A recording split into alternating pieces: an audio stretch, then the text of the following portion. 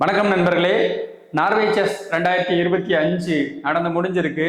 So அதில் ரொம்ப முக்கியமான சுவாரஸ்யமான தகவல்கள் இருக்கு. அதை நம்ம இதில் பார்க்க போகிறோம். என்ன அப்படின்னா, டைட்டில் வின் பண்ணது யாரு? ஸோ நார்வே நாட்டில் நடக்குது. அந்த நாட்டுடைய மண்ணின் மைந்தன் மேக்னஸ் கால்சன் டைட்டில் வின் பண்ணிட்டாரு. ஸோ நடப்பு சாம்பியன் அவர் தான் வின் பண்ணுவாருன்னு தெரிஞ்சாலும், இதுக்கு முன்னாடி உள்ள ரவுண்டில் நம்ம தமிழ்நாட்டை சேர்ந்த குகேஷ் அவரை கொஞ்சம் பயங்காட்டியிருக்காரு. ஸோ அந்த ஆஸ்பெக்டில் இது ஒரு வரக்கூடிய எக்ஸாம்ஸில் ஒரு முக்கியமான ஹைலைட்டாக இருக்கலாம். ஸோ நார்வே செஸ்ல டைட்டில் வின் பண்ணது யாரு அப்படின்னு கேட்டோம்னா, அந்த நாட்டை சேர்ந்த நார்வேயின் மேக்னஸ் கால்சன் அப்படிங்கிறது தான் இதுக்கு ஆன்சர். அதில் நம்ம குகேஷ் எந்த இடம் பிடிச்சார் அப்படின்னு சொல்லி அடுத்த ஒரு கொஸ்டின் கேட்கலாம். 3ஆம் இடம் பிடிச்சிருக்காரு. ஸோ இது ஒரு சைடு இருக்க, இதுக்கு பேரலா விமன்ஸுக்கான அந்த போட்டியும் நடந்திருக்கு.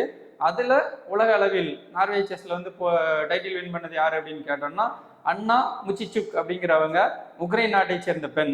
இவங்க டைட்டில் வின் பண்றாங்க. அதுலேயும் 3ஆம் இடம் பிடித்தது நம்ம இந்திய நாட்டை சேர்ந்த கொனேரு ஹம்பி அப்படிங்கிறவங்க தான் டைட்டில் இந்த 3rd பொசிஷன் வந்திருக்காங்க. ஸோ ரெண்டுலேயுமே முதல் இடத்துல வெளிநாட்டை சேர்ந்தவங்க இருந்தாலும், 3ஆவது இடத்துல மென்ஸ் ஆகட்டும் விமன்ஸ் ஆகட்டும் 2 பிரிவிலையுமே இந்தியாவை சேர்ந்த ஒரு நபர்கள் போயிட்டு நினைச்சுறாங்க. செஸ் போட்டி இப்போ வரக்கூடிய காலங்களில் இந்தியாவில் இருந்து நிறைய பேர் போயிட்டு நினைச்சுறாங்க. உலக அளவில் அவங்களுடைய திறமையை பதிவு பண்ணுறாங்க. ஸோ அந்த வரிசையில் இது கொஞ்சம் முக்கியமானது. அடுத்ததாக ஒரு முக்கியமான சுவாரஸ்யம் என்ன அப்படின்னா, உலக அளவில் டாப் 10 அந்த ரேங்க் லிஸ்ட் வெளியிட்டிருக்காங்க. அதில் இந்தியாவை சேர்ந்த 4 பேர் அந்த ரேங்கிங்கில் இருக்காங்க.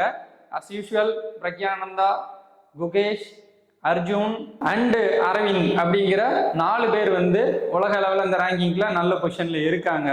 ஸோ செஸ் போட்டி சமீபத்தில் இந்தியாவுடைய ஒரு தரம் உலக அளவில் வெளிப்படும் நேரத்தில் அதை வச்சு கேள்விகள் இடம்பெறலாம். ஸோ இந்த நேம்ஸ் கண்டிப்பாக நம்ம தெரிஞ்சுக்க வேண்டியது அவசியமான ஒன்று. Thank you all.